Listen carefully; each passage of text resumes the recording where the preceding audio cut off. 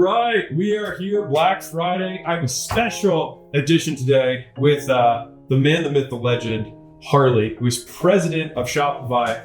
We're going to go over 5 to 7 stores that are actually crushing it. Now, here's the advantage that Harley has and that we can share that no one else can. He knows what's going on in every single store across the world in Shopify. So he knows who's killing it, by how much, and what they're doing. And then we're gonna highlight some of the things that they're doing specifically well so that you can either apply these to your, Shopify, if you have a Shopify store, or just how you sell whatever it is that you sell. We're effectively turning on the camera for conversations that you and I usually have private, right? Like over text or phone calls or whatever. I'm like, hey, check this out, this is really cool. And so now we're just gonna kind of like open up the kimono for it. Before we do that, we just check this out. Yeah, let's go. So Black Friday, Cyber Monday weekend, they sort of Super Bowl, we have millions of stores on Shopify. And so what we want to do is project in real time, literally like minute to minute, how things are going.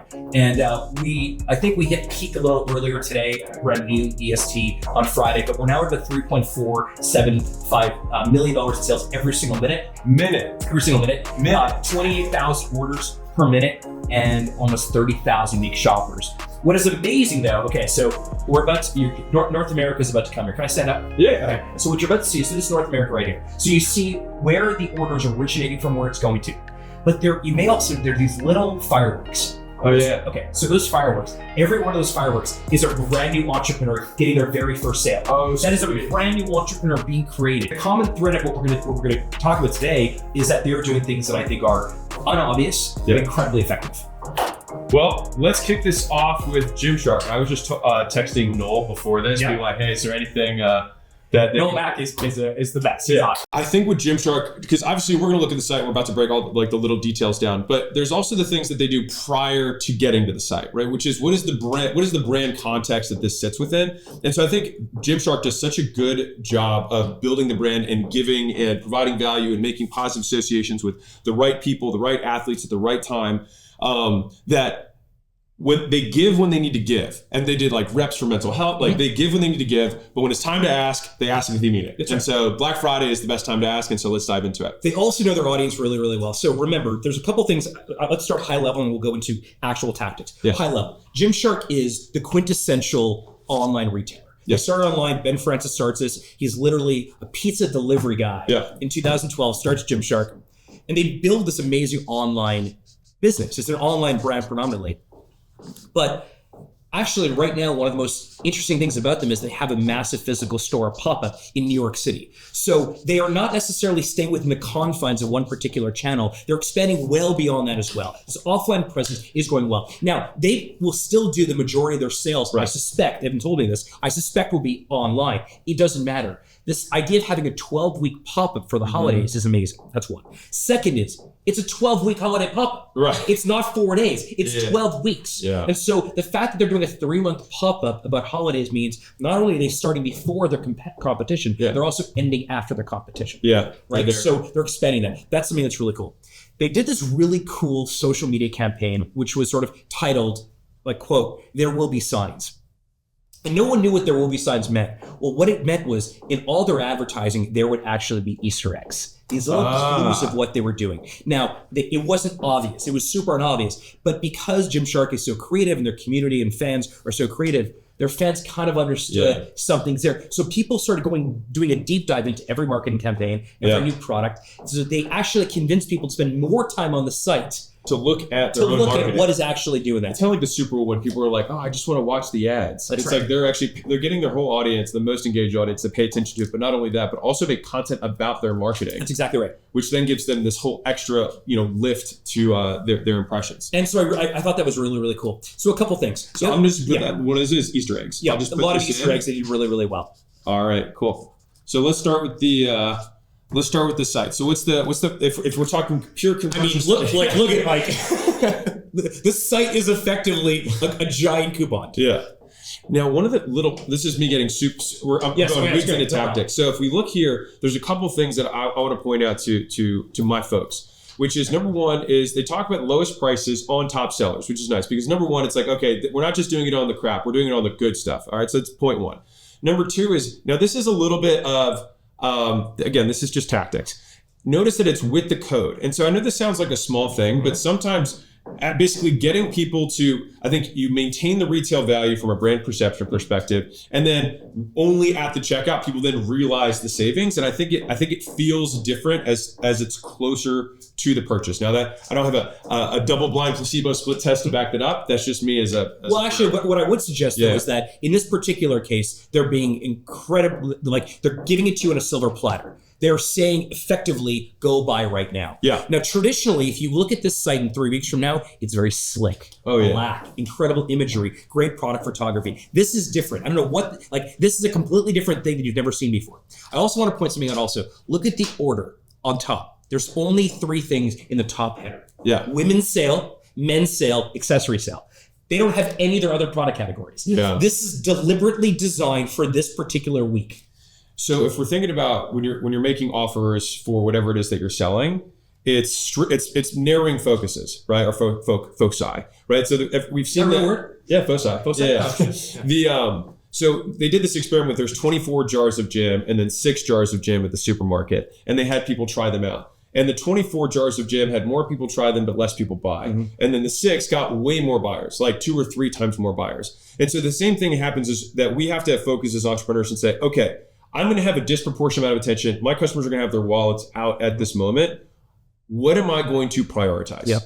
Yeah. And it's the paradox of choice. Yeah. Like, give people too much choice and they're going to get lost. So this, I think, is very, very effective because they are giving you breadcrumbs leading you exactly to where they want you to go. So I'm going to say focused product suite is another one. Yep. And I'll add in the conversion coupon emphasis. All right. So there is one other thing that before we move on from them that I thought was interesting. I was curious about why would they do a longer pop-up? And one of the things that I think they didn't tell me this, but I think they did is at the early stages of their pop-up, again, this was a holiday pop-up that was 3 months in duration, is I believe they figured out very quickly what was going to be the hottest items for the action season. So they pre-tested. Again, this is only my hypothesis, but they're very smart. I think the fact that they were able to get in October 1st, they knew what was going to sell at the end of November. No one else was able to do that. I think that type of, I don't know, like crystal ball. Yeah. I think that is very effective. And I'm certain that in some marketing meeting or some meeting at that company,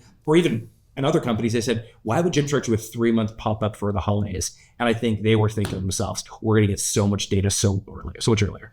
This is so all businesses, I'll say this is a big generalization, but like data is so powerful when it comes to weaponizing resources, right? And so for us, for example, like I'll just a completely different perspective, but like the content that we know performs the best tends to be when we look at past content that has done well and then we combine just winners. Yep. And so it's like we create, 450 pieces of content a week, but we only make 1 or 2 longs. And the longs do really well. But it's because we have 438 shots on goal that we say, okay, we're just going to take the top 20 of the. You don't have to make any assumptions, right? You can see right away. We know this performs. Yeah, that's exactly right. And so this is awesome. Those are some of the things I think for Gymshark that work really well.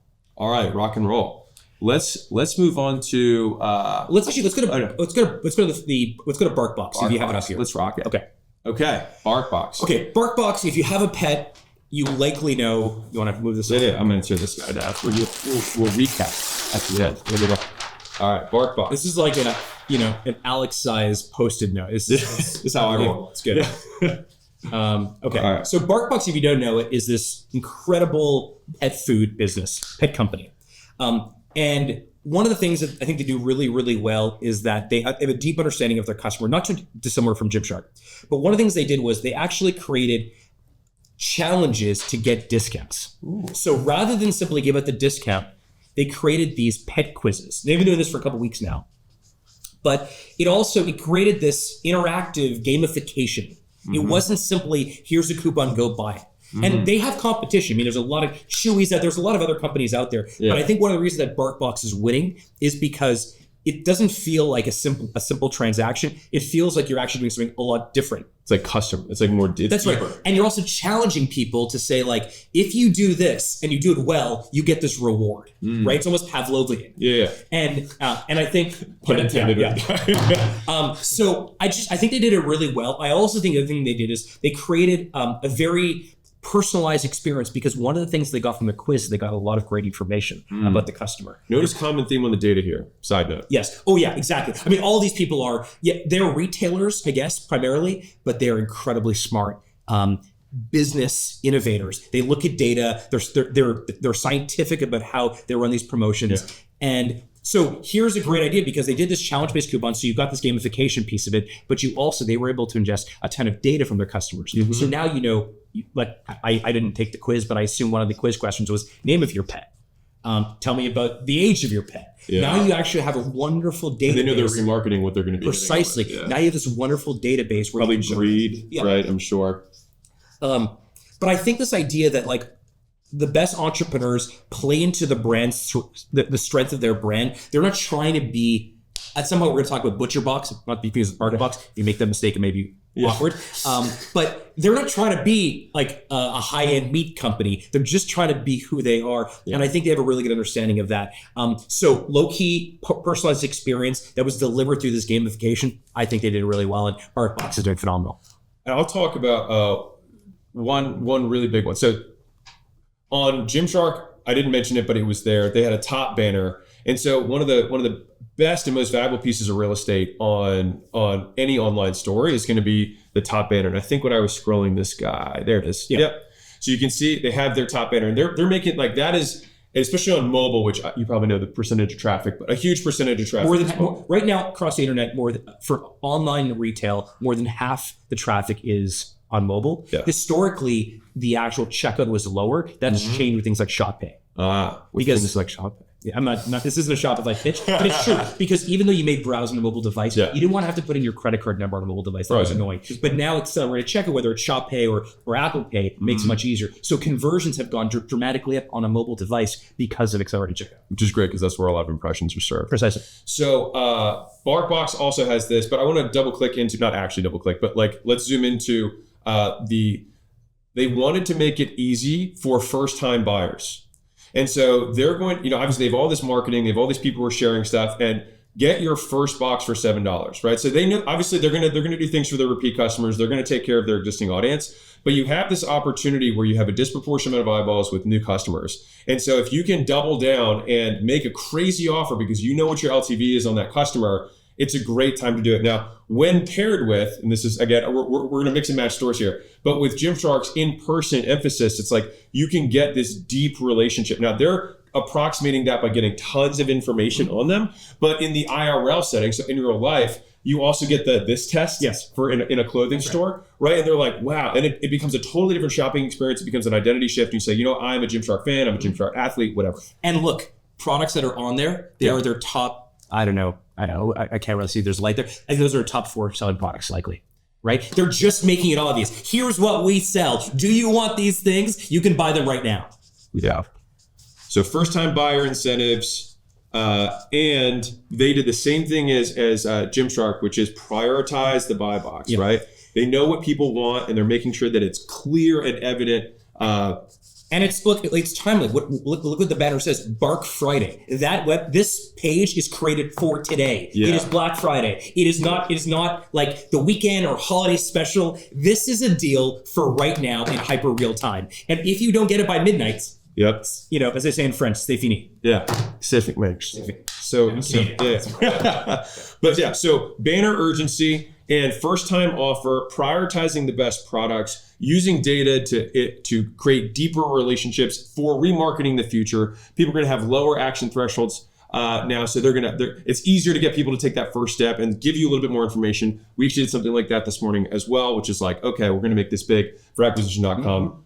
We have our scaling roadmap that came out, but people had to fill out all this information for their business. Now, obviously, that's going to help tailor the thing that we're going to give them, but it also helps you. It's going to be useful for me. For sure. And actually, that's a great quid pro quo, because most people don't want to give information for free. But if I can give you information and in return for that information, you're going to give me a discount. You're going to give me money back. It's more personalized. That's right. Too. And also, bottom left corner of the screen. Yeah.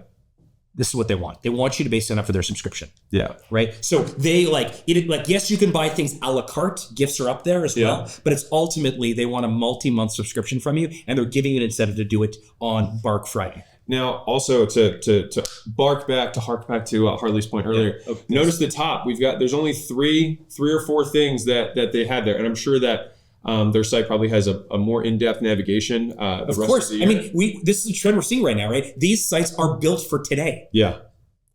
Built for today. I mean, when you that sounds cheesy, but I mean, like literally built for Black Friday. Yeah, because you might be able to do a month. Like, think about the amount of work that you do for a month. If you can do that amount of sales in 3 days, then you should allocate the same amount of resources. Basically, you should respect that time as an additional month of the year. Yeah. Yeah. All right. So I'm saying, I mean, look, 12 hours ago, Shopify, if you look at that counter when it first came live Thursday night, it was about $800,000 a minute. Yeah. Now it's $3.5 million a minute. Like, this isn't just some random thing. This is the day that consumers are purchasing, and these people have been getting prepared for this. How many minutes would be going?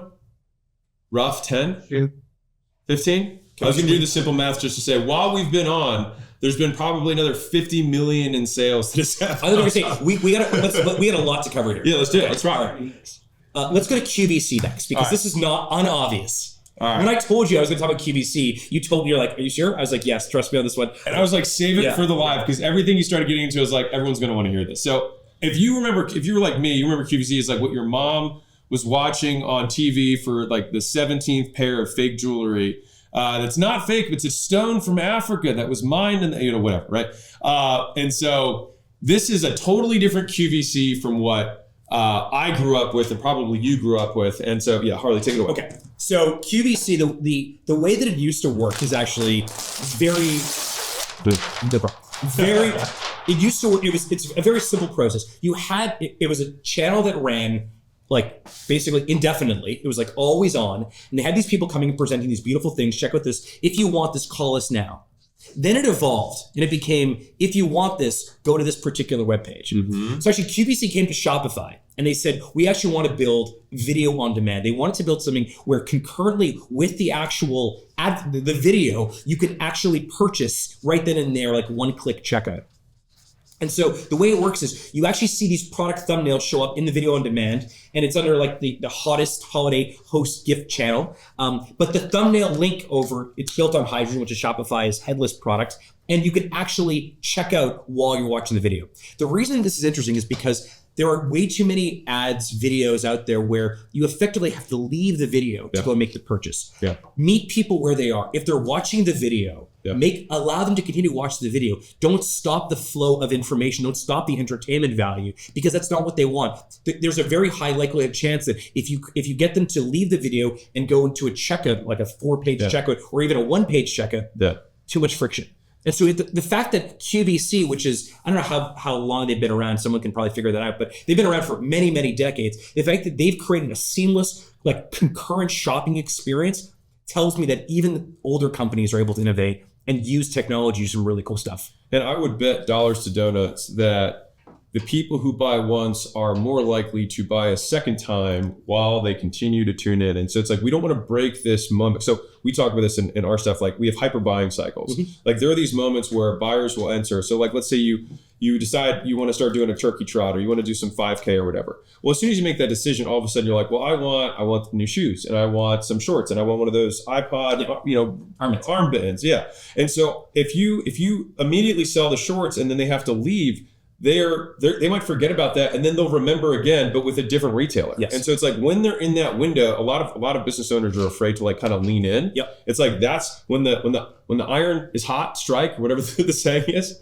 But yeah, go. The other thing I was going to say is, when I was last time, when I was on your podcast, you talked about that, a lot of people that you meet with sort of own more traditional businesses, like gyms. There is this, I don't know, this thing that I hear a lot, which is, well, this is the way it's done. Right? Yeah. Like I've inherited this business where I bought this company and this is how we do sales. This is how we do, we conduct business. I don't believe, like if QVC is able to innovate entirely on the process, there's no reason that every one of you watching that has a more traditional business is not able to do so. And I have to give credit is due. It's an amazing experience. And the fact that they came to Shopify, which is it's not the traditional Shopify merchant, I think is great. So I like the idea of reducing friction. And common themes here. So boom, we've got a top banner for right now with a code, same thing. Look what it says, Black Friday. Yeah. Right? So everybody knows they're in the right place at the right time for them. And I will bet you, again, dollars to donuts, that those 4 boxes that are the first thing that you see underneath those deals are probably the things that they know are the things that we're getting. This page has already been optimized for conversion. They know that these items that they have in each of these categories are the things that people are wanting to buy right now. Yep. And look at the products, right? The products are amazing products. These are things they want to buy right now. They also have this game spin to win, but they like, I don't know, I like the fact that it's a clean site. It's very obvious what they want to do. And it doesn't look like a 50-year-old company. Not at all. Yeah, the cool thing that QVC has is they probably have more data during this season than maybe like anyone. Yeah. And so they know exactly what people want to buy right now. And so like also for a smaller retailer or like any kind of smaller business, a lot of times we like to think about things as David and Goliath, and we're going to talk about a David and Goliath story in a minute. Yep. But we have this idea that like we want to like beat the big guys. One of the best things you can do is look at what they're doing. Like if they have a certain different categories that are put up there, it's for a reason. They've got a team of people that did a ton of research for 6 months. And the cool thing is that you can use someone else's team and research and basically take the inferences and then still use them for your business. Yep. Let's talk about the David and Goliath thing, because there is one store, BK Beauty. Do we have those things up here? Can you pull up BK Beauty? There we go. Okay. So first of all, BK Beauty, they're there. It's a look like you and me. Yeah. So fairly simple in terms of the look, clean, great imagery. They give you their endorsements of like why you should buy from them. Very simple, value statements here. But here's what's really neat. Something that people don't know about BK Beauty, they're actually, I think they're the top selling, like out of all brands on TikTok shops, which we power, they're the top selling shop, BK Beauty. I'm not kidding. It is unbelievable. And most people haven't heard of them. But here's the thing about BK Beauty. They are, they're not Glossier. They're not Kylie Cosmetics. I know Glossier and Kylie well because they're on Shopify, Fenty as well. They're not like that. They're more of a startup brand. And so when you talk about startups, you often end up in this like David versus Goliath thing. The thing that I think was so genius about what they've done recently is they said, look, there's like the cosmetics industry is littered with hegemonic, incumbents, big companies out there.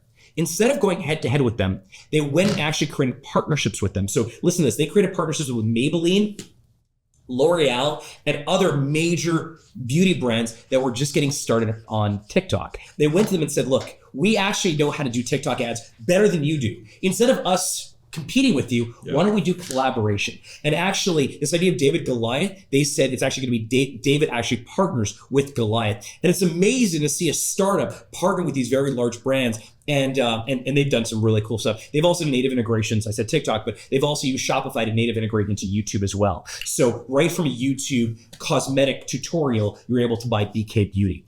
But they just seem to be doing things completely different. And so speaking of the different thing, so I said that they're one of the biggest stores, the biggest store in TikTok shops. They also do traditional marketing. Usually you see these merchants or these brands that do one or the other. They're either the insurgent or they're the incumbent. If they're the insurgent, they're doing social media, they're doing things that that the big companies can, or they're incumbent and they do traditional marketing. Yeah. BK Beauty, you can find them on TikTok and you can also find them on The View, for example.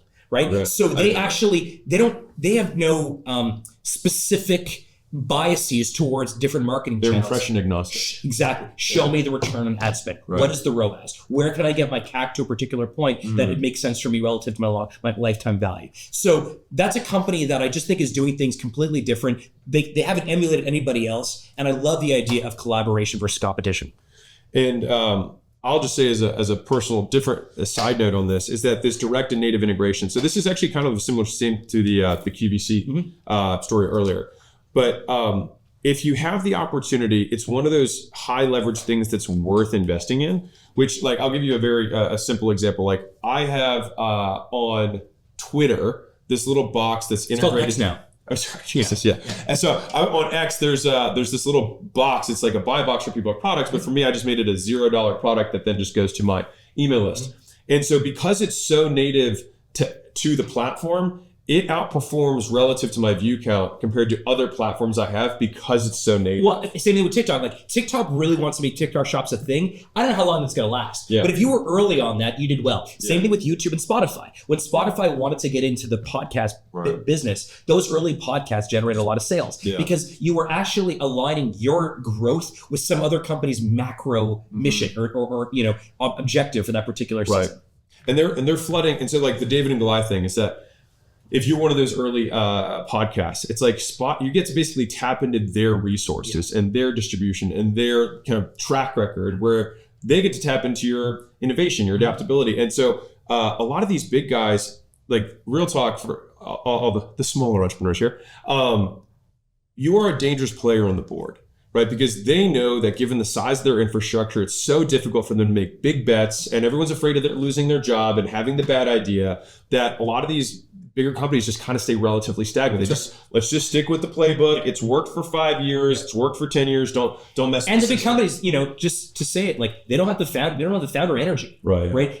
I've often said, and Ben has heard me say this on the Gym Shark side. I was like, I bet you there has been some board meeting where someone on the Nike board went up to the whiteboard and said, some of our major risks is Gymshark. Yeah.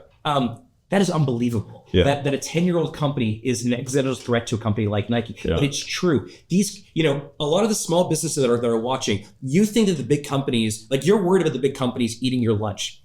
They actually are way more worried about you eating their lunch. And the reason is they have way more resource, they have way more capital deployed and invested in their ads. So if you use creativity and they're using capital and you beat them, well, you can come up with a new idea. They can't spend unlimited amounts of money. And you can do things as a small business that they can, which is things that don't scale. So for example, I bought this amazing. I talk about this all the time. So I bought this. This is, if you really like coffee and you're not price sensitive, there's a coffee machine called X Blue. Okay. X Blue. And letter X and blue. And it's this beautiful, the pour over method for coffee. Do you drink coffee? Probably not. I drink coffee in the morning. I have a machine. Okay. So the cool way to drink coffee is like the hipster Brooklyn style pour over, right? I don't have the patience for it. Okay. So Exponent has actually figured out how to actually do that. What I loved about it, so I bought this coffee machine. I found it on the Shop app. It was really great. But I got a handwritten note from the CEO, from the founder of it. And the note was like, hey, Harley, thanks for buying it. I love Shopify. I have this podcast called Big Shot. He's like, I like all these things. There is no way that any major coffee company could have ever done that. That doesn't scale. Yeah. So actually, X was probably thinking about how Breville is going to eat their lunch, but Breville should be way more worried about them because Exponent can do things that don't scale. And that's where you can get those crazy ROAS. Like basically you can compensate for their lack of capital by having superior ROAS. I'm talking about them right now. Yeah. Right. What's that worth? Right. Yeah. I'm talking that like it took them 8 minutes or 5 minutes to do some research on me and write that letter. Yeah. And now I've told that story 10 times. And that'll probably sell 10 machines. Yeah. It is a great coffee, great endorsement. It is expensive. Okay. Let's keep going here because there's a lot going on. Yeah. I want to talk about one that is super which one have you Should we talk Burger King for a second? Yeah, let's do Burger King. Okay, so this is weird. Burger King signs up for Shopify. Not our typical merchant by any means. They also don't sell a lot of like physical product that would ship to you. They're a burger restaurant.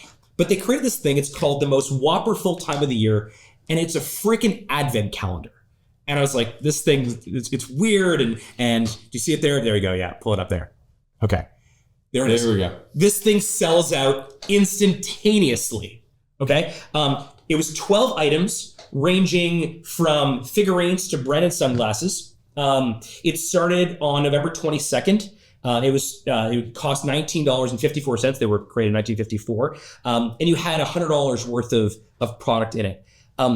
It was unbelievable. It sold it immediately. The reason this is so interesting is because McDonald's doesn't do things like none of the competition do anything like this, but they were able to create these things that actually are collectibles. It's not for people that like the burgers there. It's for people that like pop culture, right? And they expanded their brand well beyond that. But it was this, like the thing about advent calendars, even though they're as old as time, is it's a consistent reminder about the brand.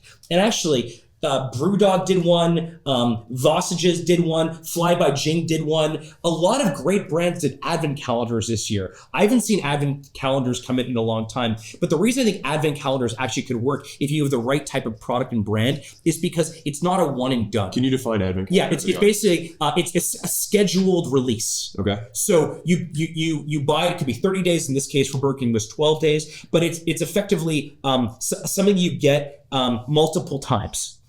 Okay. And it could be delivered to you all at once, or you actually can get it every couple of days for a period of time. So you buy it once. Now there's an element of surprise. There's an element of discovery and mystery about these advent calendars. You don't always know what you're getting. And it worked really well. One of them, so Fly by Jing, which is a sort of a sauce company, a very popular sauce company. I don't know if you can pull up Fly by Jing. They're really fascinating. If you can find it, it's worthwhile. Just for while they pull it up, this is also the same like Easter egg energy vibe from Gymshark. It's the same idea. So look at this. And these are all cheap things. This is their advent calendar. It's beautiful. But here's the thing. They're testing sauces here for 2025.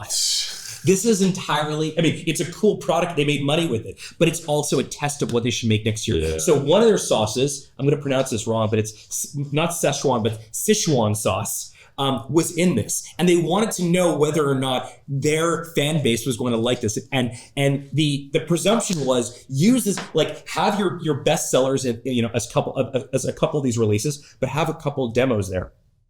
And see what the crowd thinks of the demos. And in fact, this completely sold out. So this was sold out in 2024, and all that they did it strictly by email, social media, and by text messaging. And this is a way for them to test things that they're considering launching next year, and they're able to do it through the Advent site. And so one of the cool things with this is you can drive huge amounts of scarcity, huge amounts of PR around some crazy unscalable thing, right? Like fundamentally, you don't know which of these sauces are going to be good. Hypothetically, every business has their own sauce, right? Their own products, their own whatever. And so for them, they get to say, okay, well, we don't want everyone to try all of them because some of these might suck, right? And so, but they get their hardcore fans with lots of scarcity, lots of urgency, tons of earned media that comes as a result of that. And then the big cookie for them is like, not only do they get all that stuff, they get the data. That's right. Now let's go back for a second to Burger King, because the other thing that Burger King did is Burger King typically has, their total addressable market it's large, but it's fairly shallow. Okay.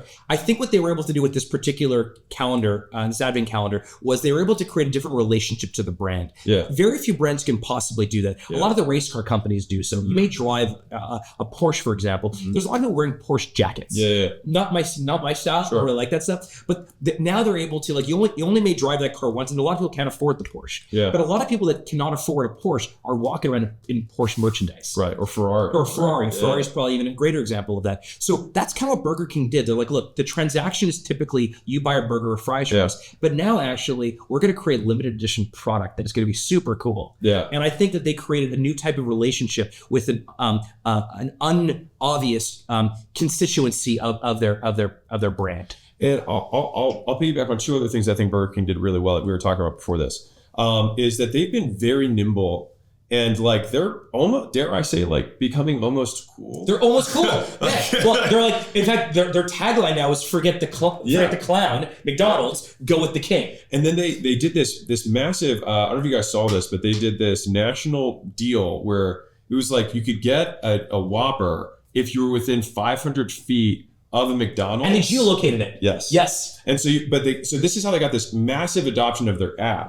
But it's like, think about how many different ways could I get adoption of an app? It's like, but not only did they do it, they did it in a fun, cheeky way.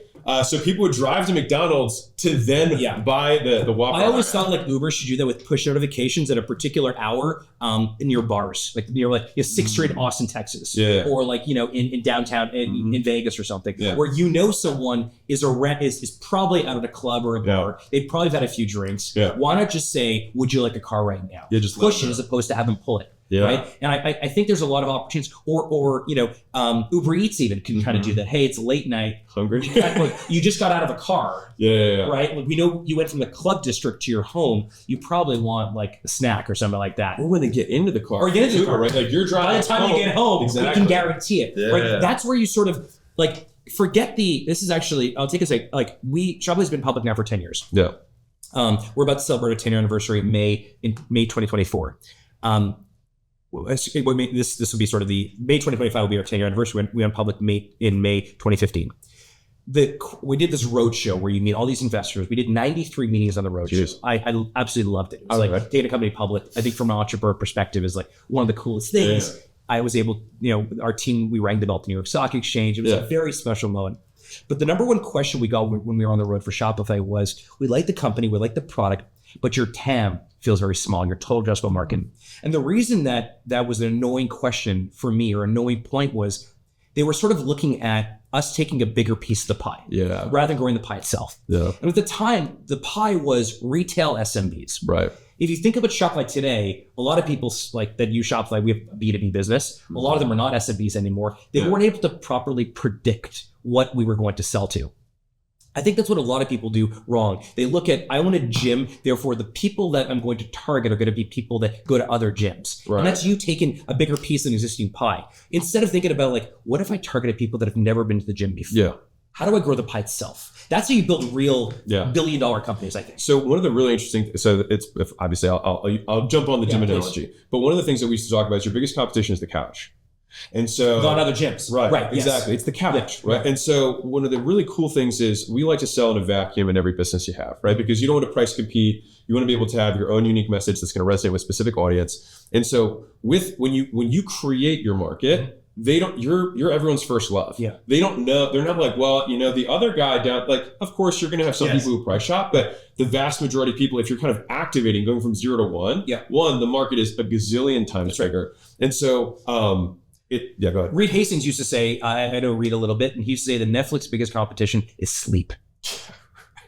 And I think that's sort of how you have to think about it, that your total addressable market for what you're selling is the same TAM as oxygen.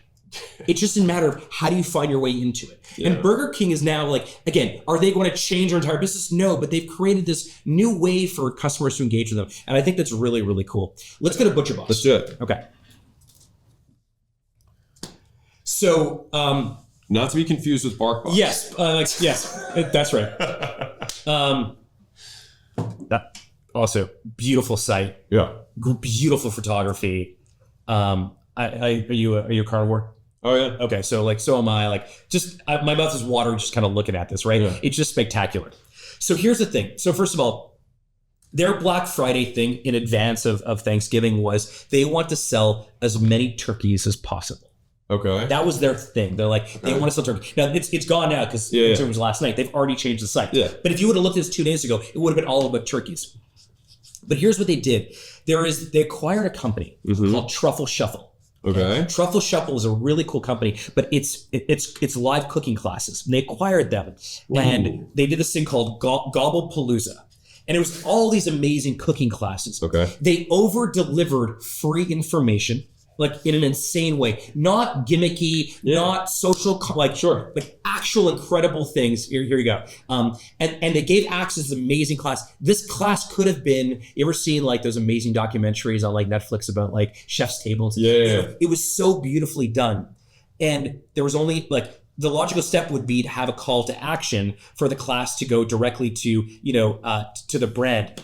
They didn't do that. They simply over-delivered and didn't ask for anything in return, knowing that by creating more value than people expected, they would come back the next time. And eventually, to your point, they will say, now it's time, like you said with Gymshark, eventually they're going to say, if you want to actually do this with us next time, go buy your own ingredients, and here's where you buy it. So here's what's really, so I like, anybody in my world knows that I love this strategy a ton. Right. So one is they went after a media asset first. And so they're like, okay, well, we have a superior monetization vehicle than this media company does, right? They can sell sponsorships or whatever. And the thing is that when you buy into a media asset, I'm not going to get super deep on the M&A side of this, but like whenever you buy media, their monetization mechanism is sponsorships, right? So they run and so basically if every one of your competitors and maybe you're running ads in a specific channel, it's like, well, wouldn't it be cool if I got those ads for free? Yep. Right. So that's fundamentally they basically bought all of the ad space forever for one price. Yeah. Be the content. Yes. Right. And so obviously with what we do the same. I mean, I love this strategy because what I do. Yes, right. That's why I want to end with this. Yeah. And so I saw a different company do this really well.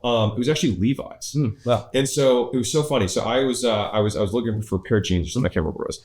And they said how to dress this pair of jeans. Now it's become a little bit more commonplace, but the first time I saw it was years ago. And they had one guy basically wear this pair of jeans in like 6 different settings. And basically when the video, he like would walk in and then it would like freeze for a second. So it would show all the different things and then it walked out and then another version with the same jeans. And so it very subtly cross-sold a ton of other things while also saying, okay, jeans work for a lot, because I mean, jeans are so like, you've got hipsters in jeans, you've got working men, like it's such a broad category. So it's like, how do you know, even the way that they put the model together is going to automatically only convert a specific type of the audience. And so they showed basically 4 or 5 different avatars who you're like, oh, I don't resonate with the hipster. But that one is mine. Yeah, right. They basically took a shopping cart and added to their TAM, right? They're just like, they're going down the aisle, they're like TAM. I love that stuff also. I also think what it does do, it makes it invites you in. Let's say you're not as cool as a hipster, but maybe you want to be. Yeah. But you do self-identify with one of those other characters. Yeah. You believe, oh, this is for me, right? And I think that's really great. I also like the fact that you do this well, but what I loved about ButcherBox is they didn't actually ask there was no call to action to buy during the actual class. Just check it out. Just check it out. Yeah. And I think that is remarkable, because I don't think that is how traditional marketing typically worked. And I think the best companies, you don't know that you're being sold to. And people want to buy, they don't want to be sold. That's right. And so I had a conversation with Chris Davis, who's New Balance's CMO. And so we had a really good conversation the other day. You guys will get access to it, my notes from it. And one of the most amazing things they did was he basically went all in on this concept. And so if you guys have seen the big boom of New Balance, he came in and said, okay, 70% of our advertising budget is going towards bottom of funnel. So meaning like direct asks, go buy shoes, whatever, right? And only 30% is dedicated to storytelling, kind of value creation, emotional kind of, identification for an audience, whatever. And so what he did was he said, let's flip that. And then for 18 months, it basically didn't pay off at all. And then at month 19, it just started taking off like a rocket. And there's a couple of I think meaningful lessons from that. It was probably my most significant story that I heard this year, at least for me. Wow. And so number one is, given the amount of spend that those guys have, it still took a year and a half. And so if you were and they're New Balance. Right. Yeah. They're people know who they are already. And so I think it's the patience game of this is so big, especially when it comes to brand, because I think one of the things that obviously we broke down the sites. We should, there's banners, there's specific coupons. Everybody optimized their page for the day. There was specific urgency. There was clear 3 offers or 4 offers that they knew. They streamlined the top bar. This one didn't have one. It just has banner. But the stuff that's happening outside of this is the stuff that really dictates how well this is going to go, right? How much give has happened prior to this ask is almost directly proportional to the amount of sales that they're generating. Can we put up the globe for a second? There's one more thing I want to sort of point out here, which I think is interesting. So, you're looking at millions of stores. It's great. We're about to go to North America. Yeah. When you see these stores, there's this, often most people have this assumption that those are, that's Alo Yoga, and those are the big ones on Shopify. That's not. Those are millions of different stores. The one thing though that I think that is remarkable now is if you sort of think the consumer side of it, but my big takeaway from Black Friday 2024 is that consumers actually prefer to buy direct from the people that they believe are behind the product. Yeah. That this idea of disintermediation isn't just a fad. Direct to consumer is not a fad. That ultimately, if you want someone to come to your gym, don't put some model up on the ad. Put you up on the ad. People actually want to buy from other people. Yeah. So one is, I think consumers are voting with their wallets to buy directly from the people behind it. And even larger brands with Fenty, it's Rihanna, right? My favorite shirt is James' purse, and he makes the best black t-shirts. James puts himself out there to the extent that I feel he cares more about black t-shirts than anybody else, right? There's this inherent personalization and personality to it. That's the first thing. The second thing is, and we talked about this a bit today, but there is no online versus offline. There is no channel. You sort of use a great term. I think you said advertising agnostic. Yeah. It's also, we're all channel agnostic now. Oh yeah. There is no, I buy online, I pick up in store. It is literally just about consumer choice. And if you think back, 30 years, 300 years, I don't know, maybe 3,000 years, how retail was done. The retailer, the merchant dictated to the consumer how to buy. If you want to buy bread at the at this town square 300 years ago, you go to the baker. The baker would say, "Here's my hours of operation. Here's how you pay. Wait in line here." The one major thing that is clear to me through this is that things have been flipped on their head. Now the consumer is saying, "No, I'm going to purchase in the most convenient way for me," which means I'm going to buy it online if I want, or buy in TikTok or Instagram or the online store, buy in a mobile app, or buy in a marketplace. But I think if you have an opportunity, you're watching this right now, to sell across different channels, even though that's not, I'm not a physical retailer. Ben Francis, Gymshark was not a physical retailer. They're an online retailer, and they're killing it in physical retail right now because they don't give a shit. It doesn't matter where you buy. Can I swear? They don't care where you buy. They care that you buy. They care that you have a great experience. That is the future of retail. And one of the reasons that I think that it's reflected here is because this means that entrepreneurship is becoming so democratized that companies that didn't exist 5 years ago are now beating the shit out of the biggest companies in the world. I don't know how Macy's is doing today. I don't know how Best Buy is doing today, but I assume they're not doing as well as these people are doing because they simply are too removed from the transaction, from the value creation. And I think to your point, like value first, right? Like soft ask, give people more than they expect, and then eventually they'll give you they'll give you their hard-earned dollars. So I'm gonna go super historical because you said 3,000 years. Yeah, sorry. No, it's good. And so you think about the Roman Empire, right? And so there was this period of time before Shopify, before social media, where a lot of things got democratized by technology, right? But what defeated the Roman Empire? It wasn't another massive empire. It was lots of barbarians nibbling at the sides, and then eventually, obviously, it imploded. No silver bullets? Yeah, hundreds of golden BBs. That's golden the game. BBs, right? And so the thing is that we as entrepreneurs represent those golden BBs. And so that market share is... You see it. These are the golden BBs, literally. Is that market share is up for grabs. And you can't... The thing is, it's like you can always outcompete. So I'm just going to draw it here. So it's like, you're not going to beat somebody at the world, right? It's very tough to do that if you're starting out. But you can be the absolute mayor of this tiny little dot. And say, like, in this world, if you were an entrepreneur who likes black t-shirts, I am obsessed with black t-shirts. And people are like, you know what? There's these other brands that I like, but I'm gonna buy my black t-shirts from this guy James Pierce, right? And it's because, like, well, I'm sure they have this whole catalog at Rory or whatever, but like, this guy just loves black t-shirts. And I'm a black t-shirt guy. That's all I want to wear. Right. That's exactly. And actually, so I pulled up, I want to check. So the top trending products right now across the world, these are millions of stores. It is an Alpine waffle beanie from Viore. It is a 2-piece pajama set from Little Sleepies. It's a blanket from Lola Blankets. It's a lip liner from Victoria Beckham. It's a peptide lip treatment, I don't know what that is, from Rhode. And it's hair serum from Olaplex. These are not, like, other than Viore, I haven't bought anything in any of these stores. Yeah.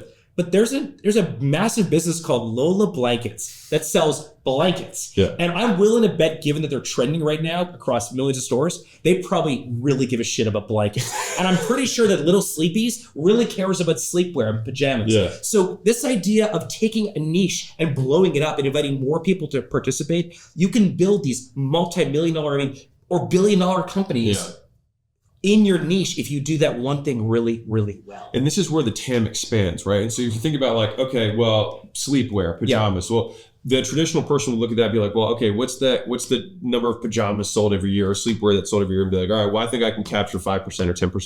But the thing is like, what we don't take into consideration is, like, can I make sleepwear cooler than being naked? Yes. Tough on that one, but like, can I make it cooler than maybe a muumuu or a big t-shirt or whatever? And so it's like, okay, I'm fighting the couch, I'm fighting sleep. Yeah. And I think that's where these new categories can emerge. And then you can so quickly with online now scale, like, to the moon. Well, I was actually going to say that as well. So the percentage of cross-border orders right now is getting to 20%, which is quite remarkable, because what that really means is that in 2024, the businesses that I admire the most, they are default global. Now, again, if you run a gym in a particular city, that may be more difficult. I understand that. But if you are able to sell to a larger audience, let's say you're based in Las Vegas. Yeah. I mean, Canada's not that far. That's where I come from. Like, it's a 3-hour flight. Yeah. There's 40 million people there, and the average household income is pretty much the same as the United States. So you have another 40 million people right there. Yeah. Most shipping companies will go there. At least for now, we have free trade agreements, so it's not that difficult for you to ship there. So this idea of saying, well, I'm a US based, or I'm a Canadian based company, like, the fact that Gymshark is based in the UK, I think most people don't even know that. Yeah. The fact that Shopify is based in Canada, I assume most people don't know that, because it doesn't matter. It's 2024, right? We are all default global. And I think that is also an amazing opportunity that if it's working in this geography, it's very easy to expand if you do it well.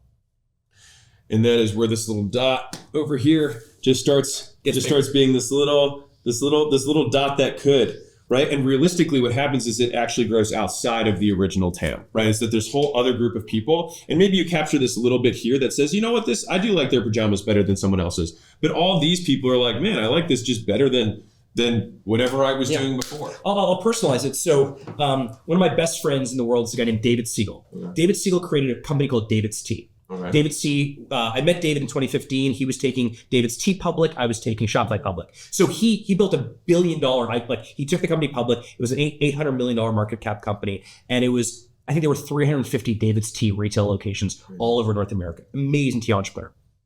He ends up leaving the company. And it's during the pandemic. We're sitting around. I'm like, what do you want to do next? He's like, I don't really know. I'm thinking about doing this or that. I was like, you're obsessed with tea. He's like, yeah, I know. I was like, have you ever thought about doing high-end tea? Like really great. Well, because I was like, I drink tea, but I have no idea what I'm drinking. Yeah. Right? I'm like, green tea, please, or mint tea. Yeah. And I'm like, what about teaching the world about really high-end tea? This stuff. Great product. Exactly, right? Yeah. Teach people about it. And he's like, well, the problem is we tried to do the David's tea. And it was too high end. It didn't work for that audience. David's tea was a mass audience, a lot of flavors, a lot of like tropical flavors. It was very sweet. And so they're like, it was too small of an audience. I was like, but what if we do it, if we just do it, the two of us? Yeah. We built this thing called firebellytea.com. It's a small tea company, but we have one particular demographic. It's for people that love high-end tea.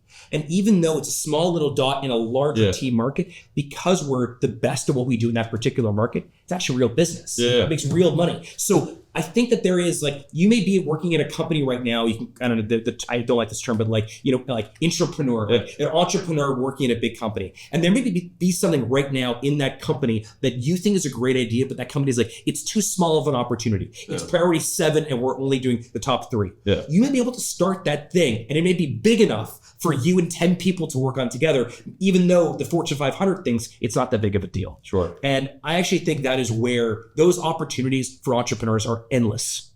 Yeah, those crumbs on a $100 billion cookie, the crumb on that cookie is enough to set you up for the rest of your life. Shopify App Store, right? Yeah. We have 13,000 apps in Shopify App Store. Yeah. So if you're an entrepreneur, you're a merchant, you can find all these amazing apps. And often we're asked, why don't we build it ourselves? Well, because we can't do that. We have millions of stores. We have to do what most people need most of the time. Yeah. So we leave room for people to build their own companies. And through that, Klaviyo is a billion-dollar company. Affirm is a multi-billion-dollar company. We partner with Stripe. Companies that were built on the ecosystem, we actually encourage them. We want you to go build because it's not something that we can do because we're focused on transactions and checkout and order and inventory and order management, the bigger things that we have to. I think those are huge opportunities. And that's all collaboration. And I'll just say that because I know Harley off camera too. And like, collaboration is like in his bloodline. Totally. It's like, I mean, he's probably the most gregarious guy I've met. Like if I like needed to connect with like the president of Zimbabwe, I'd probably text you first and be like, oh yeah. So no, I don't know his name now. I'm gonna mess something up. But like, I don't know the president of Zimbabwe. I'm sure he's a great person, and I think he should be an entrepreneur as well. Yeah. I think he should start some sort of Zimbabwe,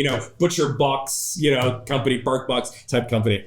And I'll bring this. I think I'll bring us home here, but. The list of items that Harley just read is the top selling items that are happening across all of Shopify. So number 1, everything that we just went is from the horse's mouth, the man who you're hearing it first now. I did CNN, I did like ABC, I did CBS. Like I didn't mention some of these on there. Like this is for you and your community. Exclusive. Like, you are my people. I am an entrepreneur like all of you.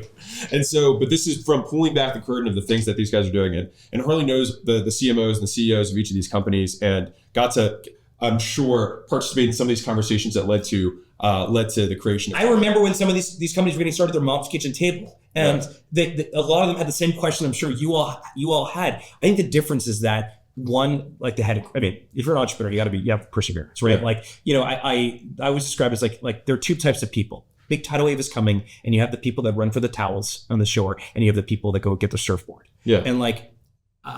Entrepreneurs are the surfboard people. Yeah. And they're the ones that build these massive global companies. I think it's like a golden age of entrepreneurship. One thing we didn't talk about, we talked about opportunity, but also the cost of failure right now. Yeah. It's about as low as it's ever been. So in terms of your, 100 or 1,000 BBs, you can throw out those BBs because if one doesn't work, it doesn't mean you're going to lose your house.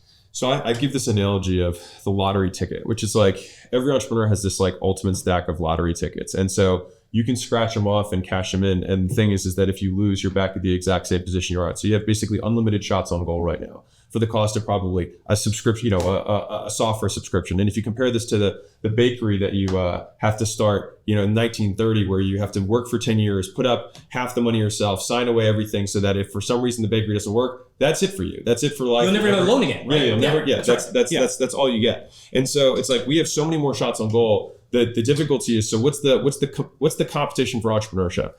It's distraction. It's your phone. It's never been easier to be successful, and it's also never been easier to be distracted. It's also hard, I'm Canadian, so I don't celebrate U.S. Thanksgiving. We have Thanksgiving another time. But I suspect last night a bunch of you were sitting around your dinner table with your family, and they're like, they're going around the table, and you got like cousin David, who's a doctor, and you got like, cousin Jennifer, who's a CPA, she's an accountant, she works at, some big accounting firm, and they get to you, you're like, what do you do? You're like, oh, I'm an entrepreneur. They're like, oh, like, how's like the TikTok guys? Right, exactly. So like, I have felt like that my entire life. It was, I kid you not, I've been at Shopify now for almost 16 years. I'm 40, so more than a third of my life. And I think it was only around like the IPO, maybe a year after the IPO, that my mom and dad were like, okay, like now I realize why you'd make a You're legit. Like you are legit. So like I feel that too. Because it is a little lonely. Totally. Right? I mean, entrepreneurship has a lot of perks and a lot of wonderful benefits, but it's also quite lonely. And unlike I think our parents and grandparents' generations, it's not celebrated like it is now. No. Usually people went into entrepreneurship.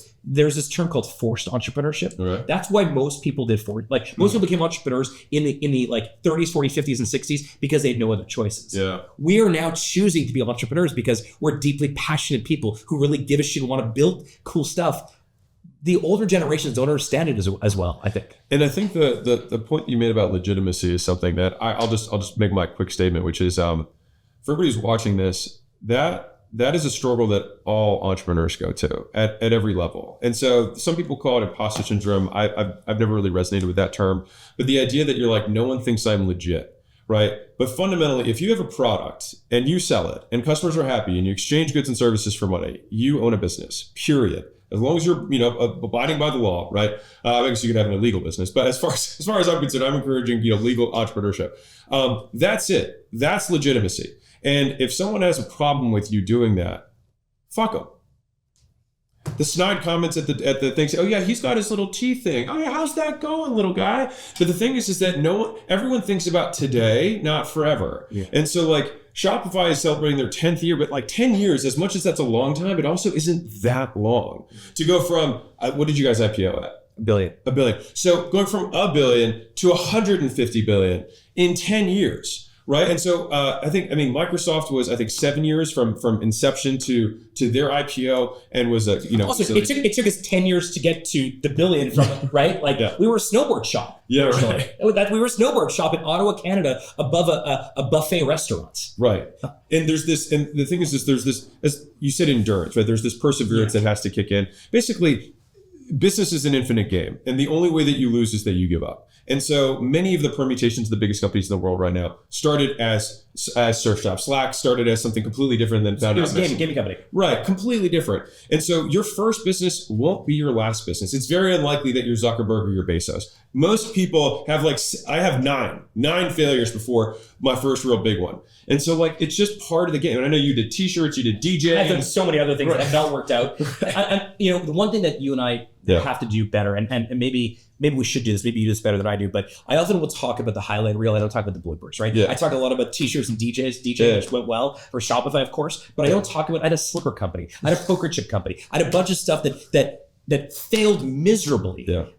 But I didn't this idea that you can just have that endurance, that the next one has the same motivation as the previous one, I think works really well. And we are literally looking at, I pray at the altar of entrepreneurship, and this is the result of entrepreneurship. $2.8 million every single minute. This is not coming from this is the long tail of Shopify stores that are selling to 30 million unique shoppers. 30 million. That's almost the population of the entire country of Canada, where I come from.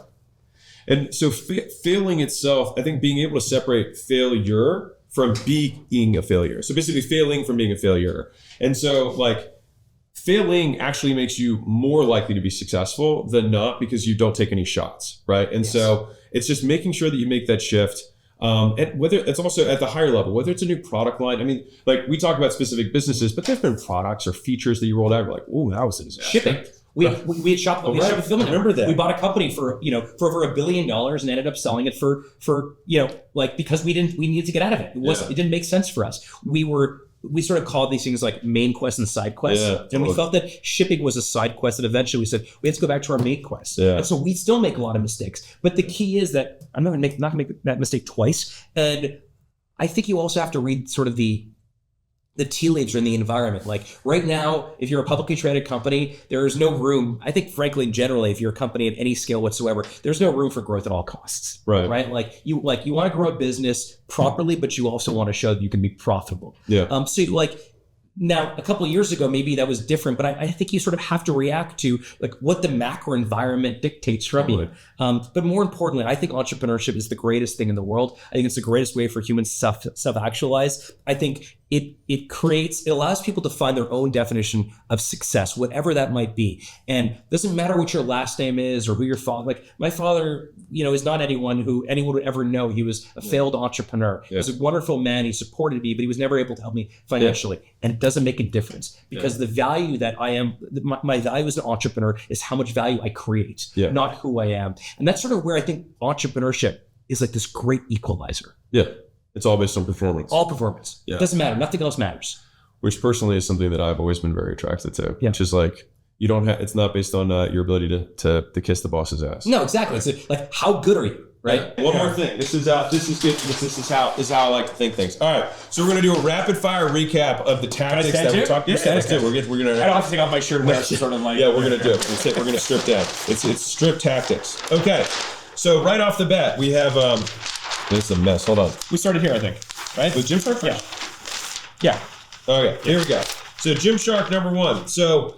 They had an offline presence. So this was big. I'll put a little check mark here. Okay.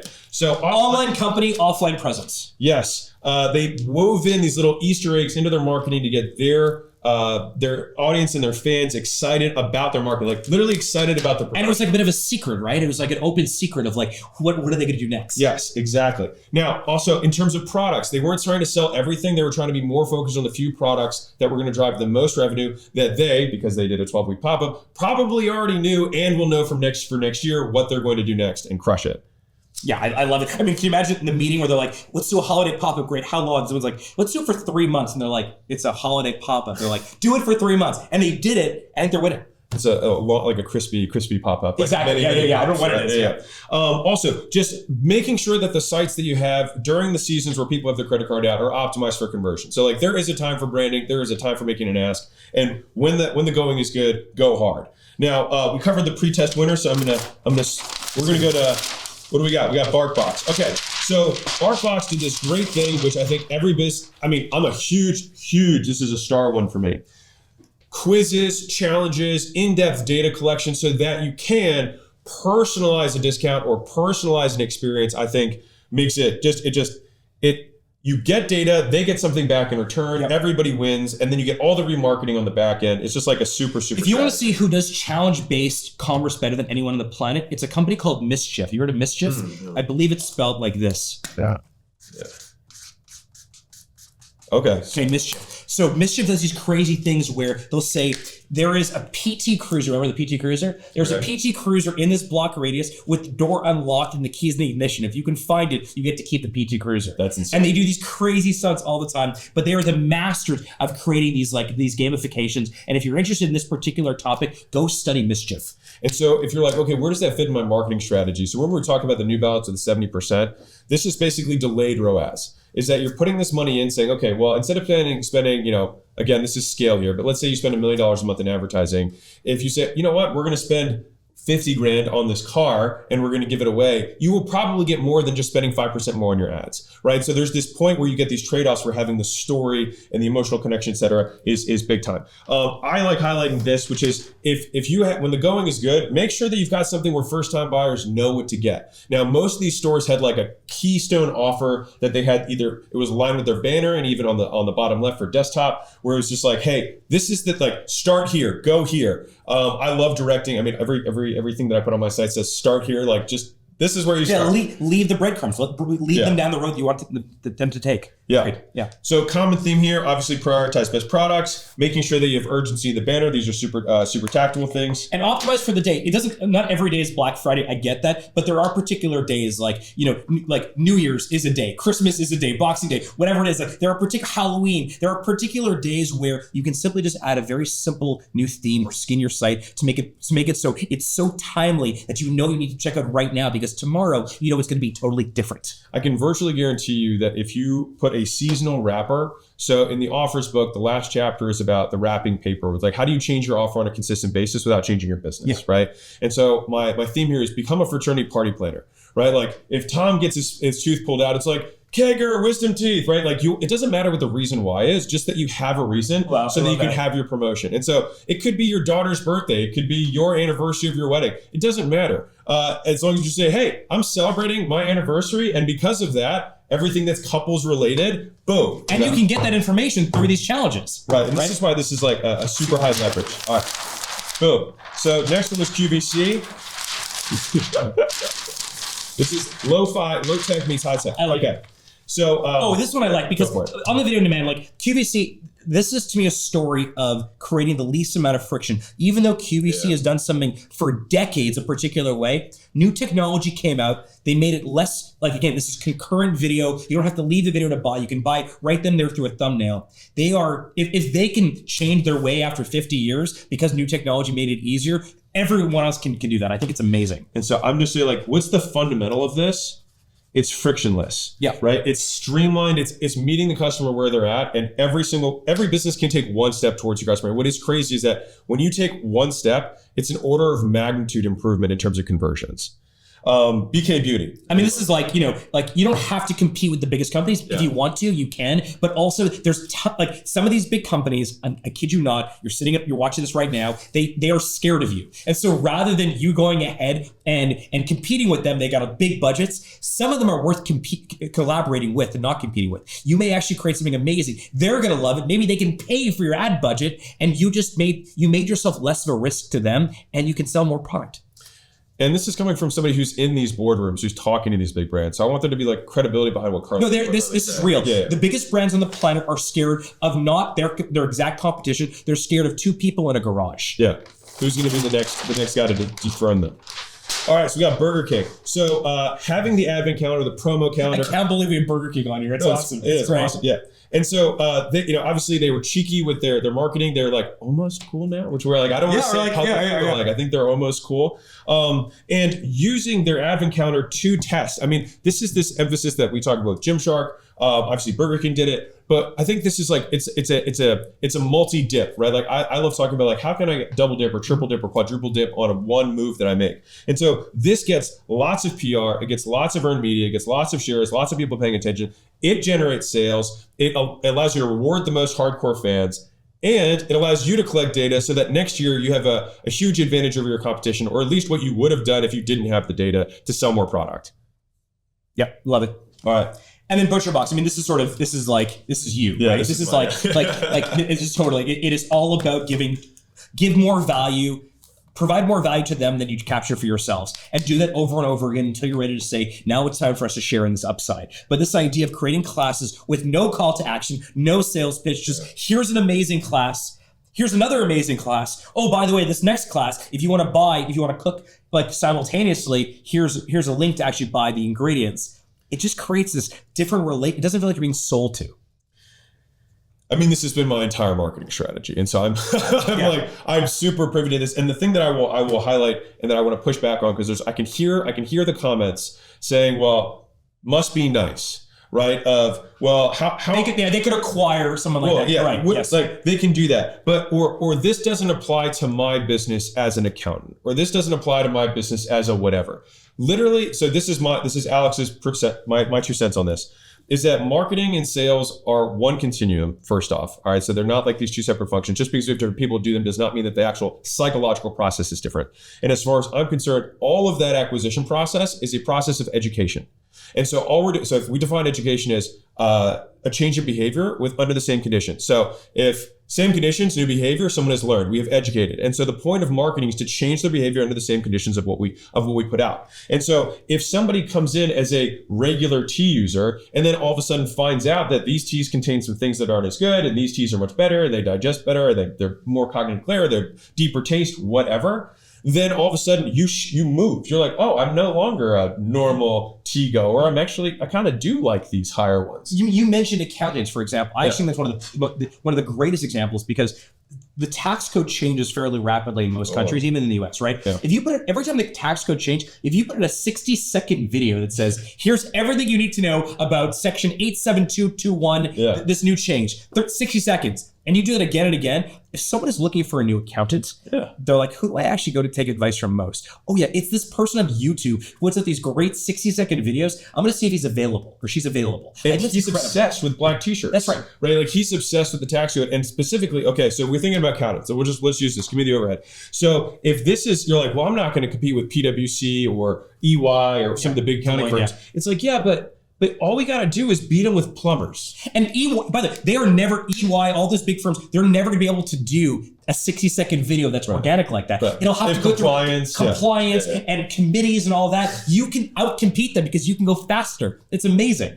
And so with this is the Black Friday wrap up from behind the scenes from the man, the myth, the legend, the president of Shopify, Harley. Thanks so much for coming up, man. Thank you. This is so much fun. And thank you all for joining us. This was unhinged and wonderful. So me at least. Yeah. Appreciate you guys. Rock and roll. Enjoy the weekend. Enjoy the holidays. Get back to work.